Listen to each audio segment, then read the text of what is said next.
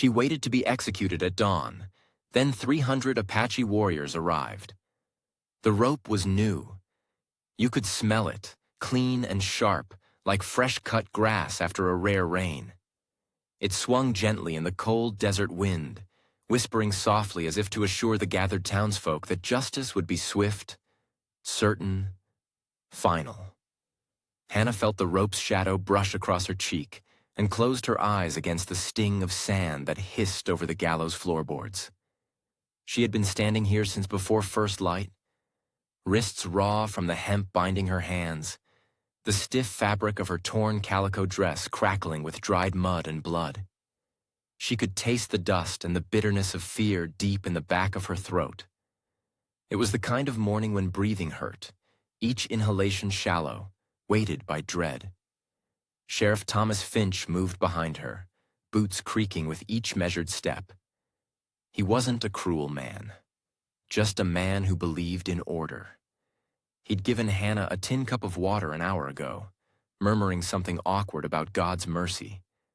She hadn't answered. Mercy had never found its way into this town, and she wasn't expecting miracles now. Below, the crowd murmured uneasily. Good folk, mostly ranchers and their wives, mothers gripping children who'd been brought to witness what happened to women who stepped too far out of line. She wondered briefly how many of them believed her innocent. How many knew the truth, that she'd only taken up the rifle because no one else would, that she'd shot the man because he'd left marks on her sister's body, marks a proper lady never showed in public. "Sun's up," Finch murmured, almost apologetically. His fingers brushed her shoulder, then withdrew quickly as if burned. She opened her eyes. The first sliver of dawn cut the horizon, blood red through the shifting clouds of dust. She stared out at the empty desert, broken only by the dark shapes of mesquite and twisted sagebrush. The land was as harsh and unforgiving as the people who judged her. "Any words, Hannah?" She shook her head. Silence was all she had left. Finch stepped forward, unfolding a yellowed paper, throat clearing harshly. Hannah Elizabeth Gray, for the murder of John Peter Crawley. A sudden cry from below cut him short. Heads turned sharply, whispers rippling through the crowd like flames through dry grass. Finch's voice faltered, faded into nothing. Hannah felt her pulse quicken, a drumbeat beneath her skin. Something was happening. A single rider appeared on the crest of the ridge, silhouetted against the bloody dawn. Tall, silent, motionless. An Apache scout, lean as the land that bore him, his horse stamping softly, dust curling around its hooves. Another appeared beside him, then another. Like ghosts born from sand and shadow, the warriors materialized in eerie silence, their painted faces unreadable, dark eyes watching the scene below with quiet intensity. Finch stepped back, mouth open, the paper forgotten in his hand. The townsfolk shifted nervously, glancing at one another, fear flickering across their faces. Hands moved slowly toward rifles and pistols, uncertain but ready. No one spoke. No one dared break the fragile quiet that stretched taut as the rope. Then the scout moved, raising one arm, palm open toward the sky. It was a gesture clear even across the bitter divide of cultures, as stark as sunrise after a night of storm. Peace. Behind him, the ridge blossomed with movement. Dozens, then scores, until hundreds of Apache warriors stood watching in perfect, unnerving stillness, a tide of silent judgment. Finch's face drained of color, his fingers trembling. Hannah felt something in her chest give way, a quiet collapse of tension, replaced by a different kind of dread, raw and uncertain. One of the ranchers below finally stepped forward, rifle half raised. "What business you got here?" The scout spoke then, voice deep, resonant, edged with the quiet steel of command. "We come for the woman." A ripple of fear surged through the crowd, whispers becoming a panic of muted cries. Finch swallowed hard, the paper shaking visibly now. "She's been sentenced under law. You got no right. Your law, the scout interrupted softly, is not our law. We come for the woman. The silence returned, colder now. Hannah felt the eyes of every person, every Apache warrior, settle on her like stones. Finch moved closer again, voice tight with uncertainty. You know these Apache, Hannah? She didn't answer. Words felt pointless now, fragile as tumbleweed. Instead, she turned slightly, meeting the scout's steady gaze. Something passed between them in that moment, silent as the desert itself. A recognition, an understanding, a promise made without words. The scout lowered his hand, eyes never leaving hers. You choose now, white man, he said evenly, addressing Finch but speaking for all who listened. Justice or blood? Give the woman, or take war. Finch hesitated, agony clear on his face.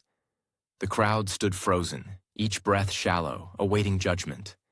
Then, slowly, he moved behind Hannah, knife flashing briefly in the sunrise. The ropes binding her wrists fell away. She felt blood rush painfully back into her fingers, the sharp sting bringing sudden tears she refused to let fall. Go, Finch whispered, voice ragged. God help us both. She stepped forward, the creaking boards beneath her feet loud as gunshots. Her legs trembled, unsteady after hours of waiting death. She climbed slowly down the gallows steps, eyes locked forward on the scout, heart hammering as if to break free from her chest. The warriors parted silently, opening a path through their ranks, a passage into an uncertain future. As she walked toward them, she felt the weight of 100 gazes at her back. Townsfolk, former friends, men who'd whispered cruelty, women who'd turned away. The Apache watched without judgment, waiting patiently, dark eyes glittering like flint. She reached the scout and paused, lifting her chin slightly to meet his steady gaze. Why? For the first time, something like warmth touched his eyes, a faint glimmer of humanity beneath the fierce quiet. Because mercy, he murmured, is a strength your people forget. He held out one hand, calloused palm open, waiting. Hannah hesitated only a heartbeat before placing her own raw, shaking fingers in his. His grip was firm, grounding, real. With a gentle tug, he drew her up onto the horse behind him, wrapping her fingers around his waist. As the warriors turned and began their slow descent back toward the desert, Hannah allowed herself one glance over her shoulder. The town stood frozen, silent as a cemetery, watching her vanish into the dawn with the enemy they had feared and misunderstood.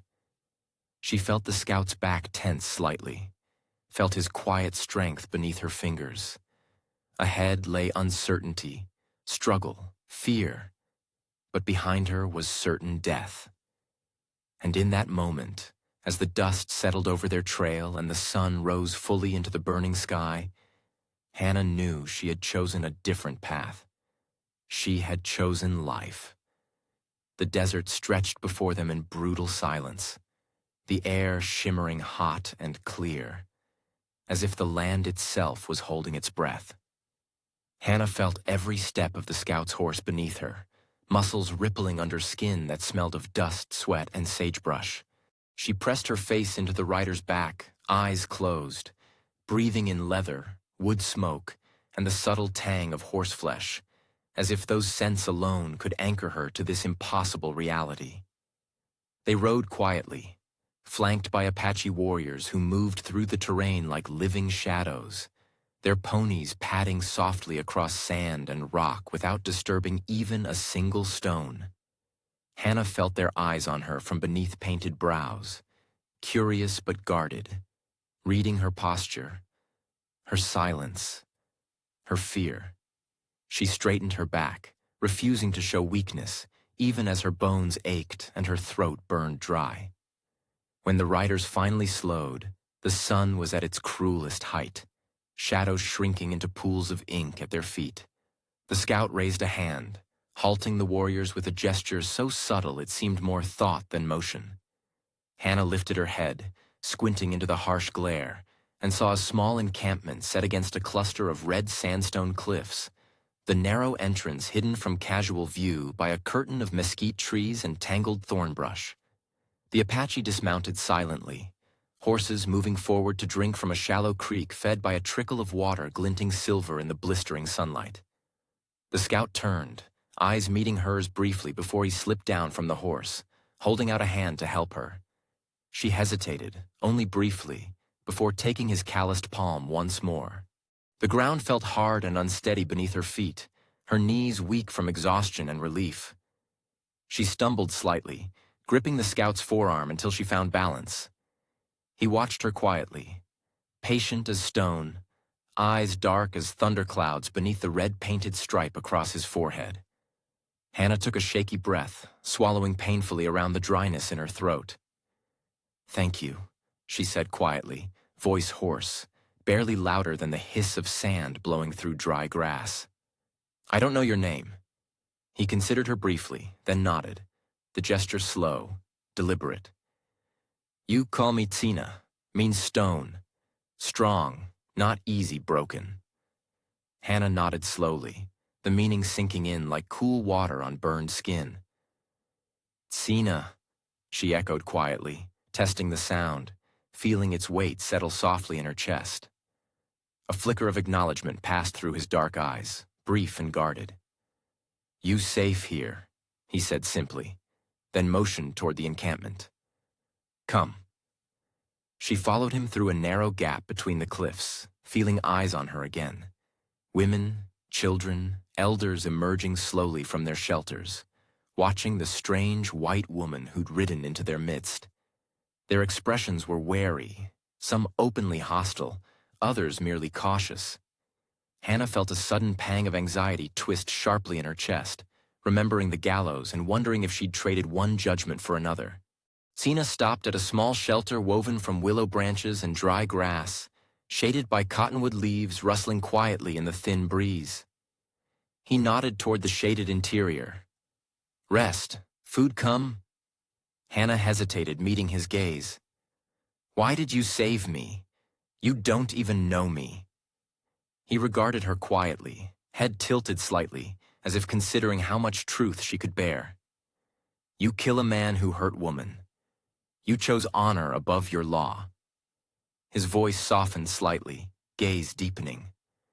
"My sister was taken by your people. No one fight for her." The words settled heavily between them, raw and honest. Hannah felt a fresh wave of grief and anger stir in her chest, memories of her sister's battered face flooding back. "I'm sorry," she whispered. He shook his head slightly, dismissing apologies like sand blown by wind.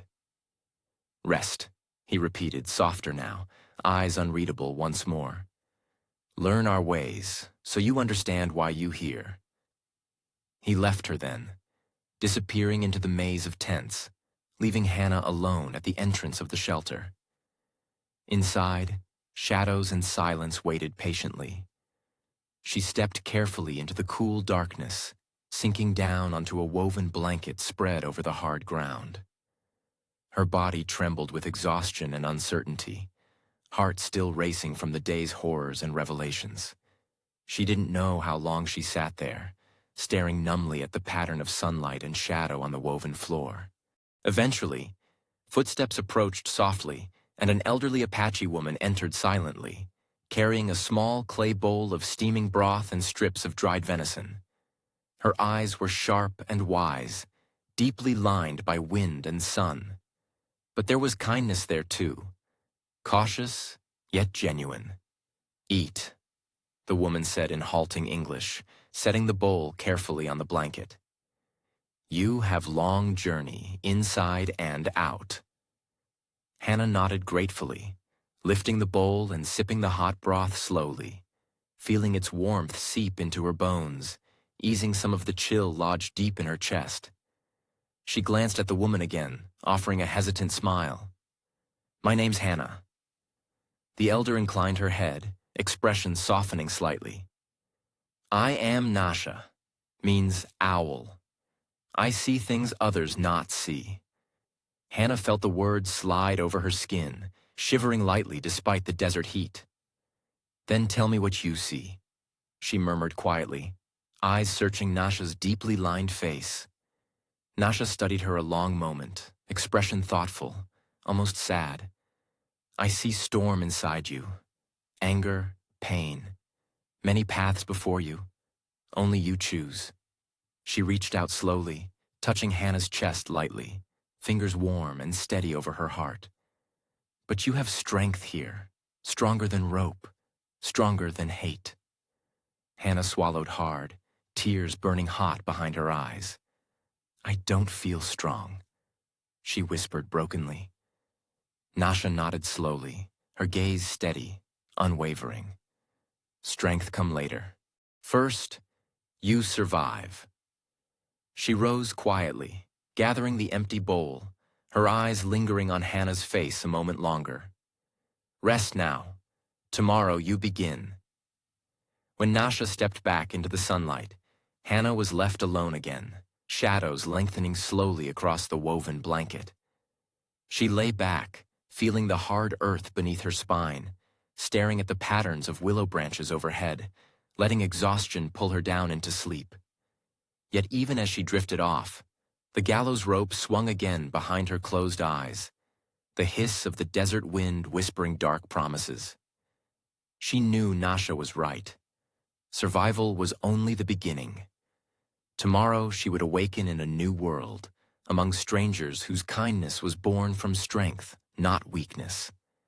She had chosen life, but now she would have to earn it. As sleep overtook her, the faintest echo of Sina's words lingered in her mind. A quiet promise spoken without softness, heavy with meaning. "Learn our ways, so you understand why you here." And Hannah knew, deep in her bones, that her journey, inner and outer, had barely begun. When Hannah woke, the desert was dark, stars scattered thickly across a velvet black sky. Her first breath felt gritty, dry sand on her tongue, the cool night air heavy with sage and smoke. She sat up slowly, muscles aching from hours on horseback, from the raw fear and fatigue that still lingered in her bones. Beyond the woven shelter, fires glowed softly, voices murmuring in low tones, laughter mingled gently with the crackle of flames. She stood, brushing dust from her torn calico dress, noticing with quiet discomfort how ragged she looked compared to the people who'd brought her here. Her pale skin, burned pink and peeling, felt foreign now, as if she wore a costume from a life already fading into memory. Stepping outside into the cool air, Hannah hesitated, uncertain where she belonged, unsure if she'd been accepted or merely tolerated. A woman emerged quietly from the shadows, Nasha's familiar form illuminated briefly by firelight. The elder woman beckoned gently, motioning for Hannah to follow. Without speaking, Hannah fell into step beside her, footsteps soft on the dusty ground, senses alert to every shift and movement in the darkness. Nasha led her to a small circle of women near one of the larger fires, their faces warmly lit, bronze skin glowing, eyes darkly curious.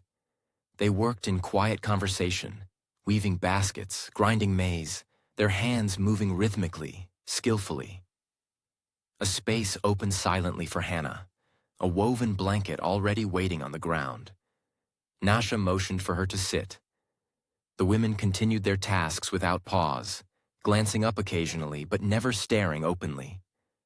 Hannah's heartbeat quickened anxiously. She knew this was a test, an invitation to learn or fail.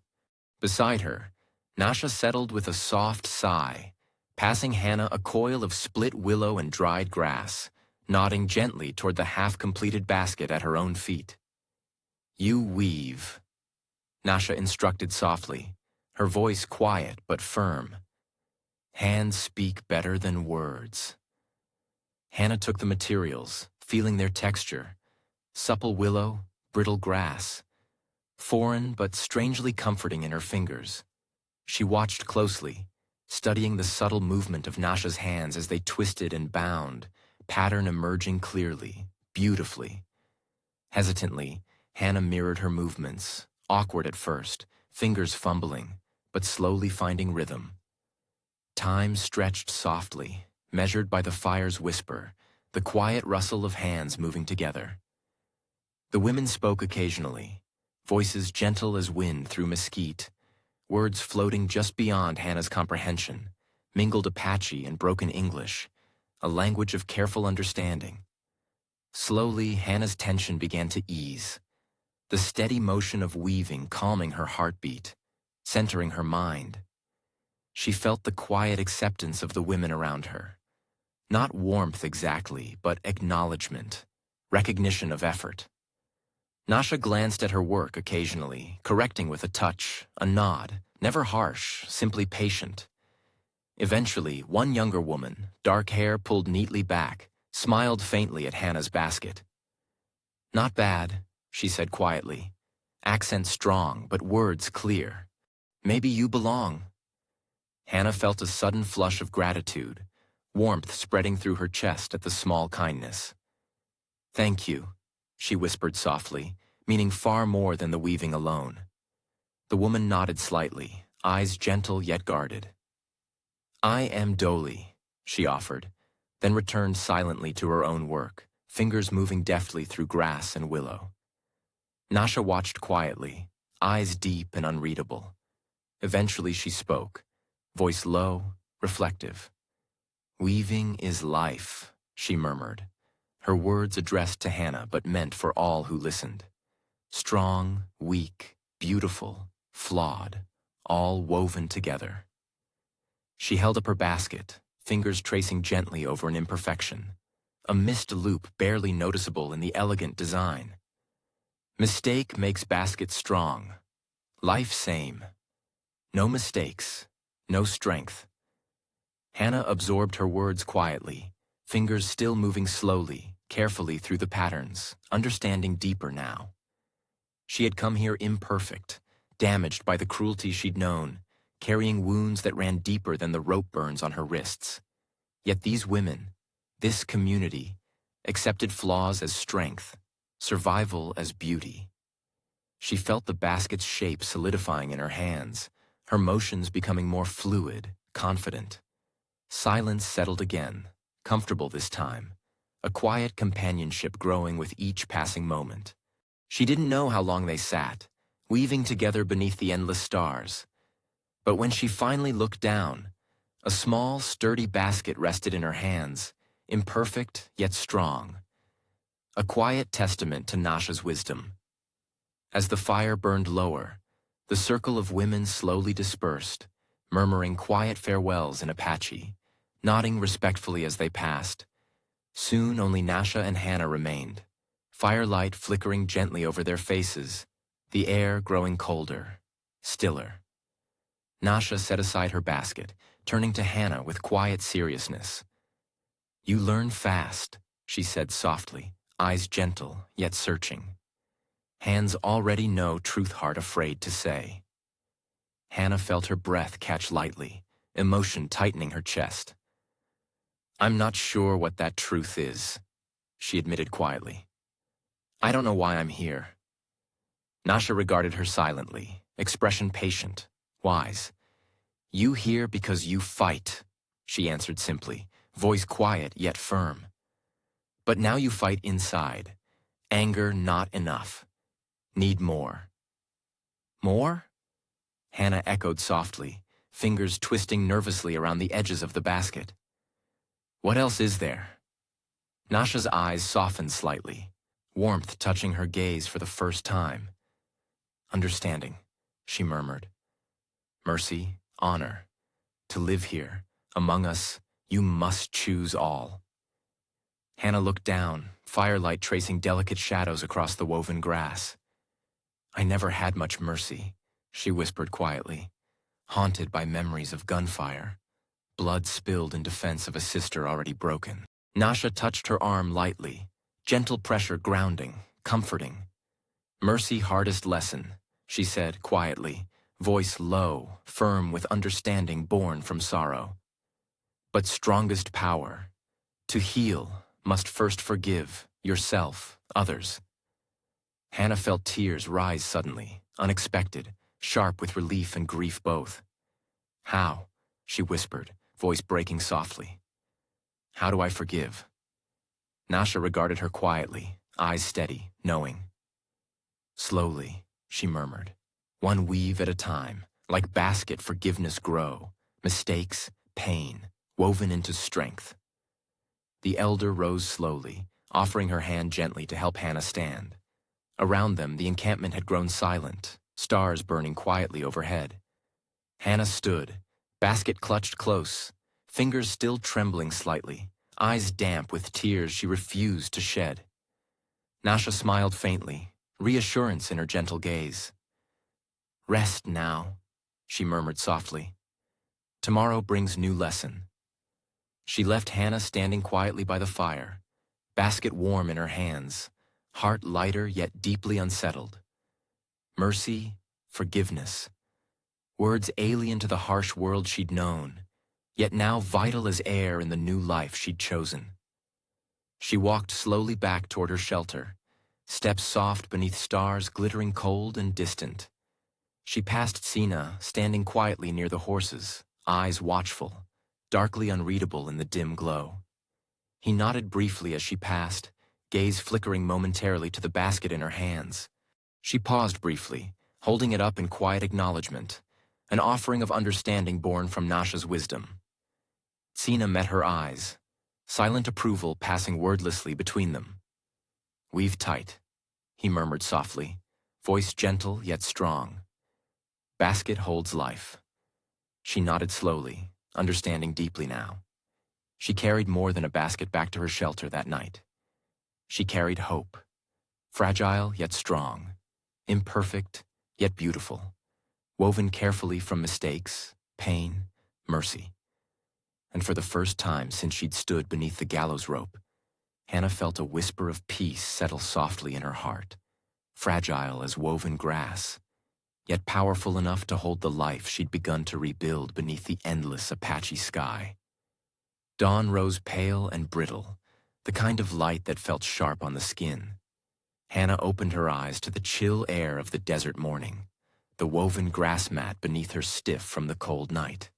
Her breath made a faint cloud in the air as she pushed herself up slowly, feeling the bruised ache in her shoulders and legs from the previous days. She listened, still as she had been taught here, and the camp spoke softly around her. Low voices of women tending fires, the scrape of stone on stone as corn was ground into meal, the faint, rhythmic murmur of children waking, rubbing sleep from their eyes. Life moved here like a river, steady and unhurried, and she felt herself pulled along its current, though she still wasn't sure where it was carrying her. The scent of smoke and mesquite wrapped around her as she stepped outside the shelter. The sun had just begun to edge over the ridgeline, washing the camp in gold. She saw Sina by the corral, his tall frame distinct even at a distance, moving quietly among the horses. His motions were fluid, deliberate, as though the animals could read strength and calm in his posture. The warriors had begun to prepare for the day. Today they would ride again, he had said, and she would ride with them. She felt a flicker of nerves knotting her stomach. She had been learning every day how to braid rope from yucca fiber, how to recognize edible plants from poison, how to mend tears with sinew and bone needles. But the rides unsettled her most. Out there, the desert was wider, harsher, more alive. Out there, she felt just how small she was. Nasha approached her silently, a woven blanket draped over her thin shoulders, eyes warm but sharp as they studied Hannah's face. "You slept little," she said in her accented but clear English. Hannah managed a small smile. "The ground is hard," she replied softly, though the truth was the dreams kept her awake. The gallows still swayed in her mind. The weight of the rope burned in her wrists each time she closed her eyes. Nasha nodded slowly, as if she had already known. She pressed a clay cup of warm herbal tea into Hannah's hands. "Drink," she instructed, Your spirit must wake before your body can follow. The tea was bitter, but it soothed her throat and the rawness behind her eyes. Hannah sat with Nasha near the morning fire, its smoke trailing thinly into the sky. Children scampered by, laughing softly, curious glances darting toward her. She was still the stranger here, the one they whispered about when they thought she couldn't hear. Some feared her. Others simply didn't know what to make of her. "You will ride with Sina today," Nasha said after a long silence, gazing at the embers. "He will show you things beyond camp, things you must see if you are to find your path." "My path?" Hannah echoed uncertainly. The elder woman turned to her, eyes dark and deep, lined by years of wind and sun. "You are not here only because we saved you from the rope. You are here because you must choose who you are now. Out there, in the wide land, you will see." Hannah didn't know how to answer, so she drank the rest of the tea in silence. When she rose, Sina was waiting, a black pony already saddled for her. He held the reins in one hand and offered them out without a word. She stepped closer, laying a hesitant hand on the horse's warm neck. Its ears flicked toward her, nostrils flaring as it sniffed the unfamiliar scent. She stroked it softly until it lowered its head in a subtle acceptance. "You ride better than before," Sina said simply, meeting her gaze. It wasn't praise, exactly, but there was a quiet respect in his tone. She mounted awkwardly, but with more confidence than the first time, and he nodded, satisfied. He swung easily onto his own horse and motioned for her to follow as they rode out with 4 other warriors, their faces painted for the sun and wind. The desert greeted them with silence. No birdsong, only the crunch of hooves on sand and stone. The wind was dry, tugging at Hannah's hair, carrying the smell of sage and dust. She watched Sina ahead of her, his back straight, his head turning slightly every so often as if reading the air. The other warriors moved like shadows, their horses climbing slopes and weaving between boulders with effortless grace. Hours passed without words. Hannah's legs ached, but she said nothing. She was learning to value the silence here, the way it sharpened the senses. Sina finally raised a hand, and they halted near a narrow ridge overlooking a shallow valley. He dismounted, crouching low to the ground, and beckoned her to do the same. "Look," he whispered. At first she saw nothing but sand and dry grass. Then her eyes adjusted. Tracks, faint but visible, etched the earth in looping trails. Deer, rabbit, coyotes. Sina pointed to each, naming them softly. "The land speaks," he said. "You must learn to listen." She knelt beside him, fingertips brushing one set of prints. "And if you can't understand?" she asked quietly. "Then you go hungry," he said simply. "Or you die." The truth of it settled heavy in her chest. Here, survival was not guaranteed. Every choice mattered. Every mistake left its mark. They followed the tracks deeper into the valley, spreading out as they moved. Hannah's heart thudded with the effort, her breath coming in short bursts as they climbed a rise and descended again. The sun was high now, burning overhead, and her throat was parched. She wanted to ask how much further, but something held her back. At last, Sina lifted a hand and signaled them to stop. Hannah followed his gaze and saw it. A weathered shack, barely holding together, crouched against the hills like a wounded animal. The air felt different here, tense, expectant. Sina's face was carved in stone. "Someone lives there," Hannah said softly. "Yes," he replied. "A trapper. He hunts where he should not. He leaves no meat for the wolves, no water for the deer. He disrespects the land. We warned him before. He did not listen." Hannah felt a chill slide down her spine. "What will you do?" Sina's gaze flickered to hers. "What would you do?" She swallowed hard. The question was heavier than she expected. The old Hannah, The Hannah who had been pushed to the gallows for defending her sister, might have said kill him before he kills again. But she remembered Nasha's words and Sina's. Mercy is stronger than hate. She looked at him, uncertain. I don't know. He studied her for a long moment, then nodded. You will, he said, as if he believed it, but not by standing here.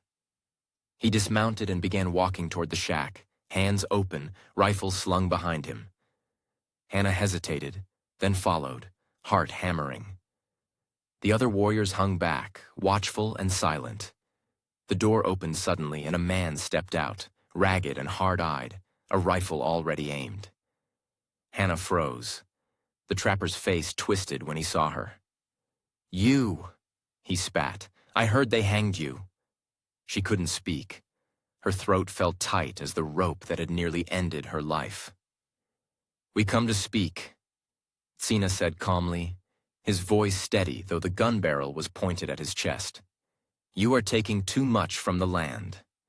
Leave some for what must live, or you will not live. The trapper barked a harsh laugh. This ain't your land. It's mine to hunt, mine to trap. Ain't no Apache telling me otherwise. Hannah felt anger flare in her chest, but she stepped forward, forcing her voice to remain steady. Please, she said. Don't make this worse. I've seen enough blood.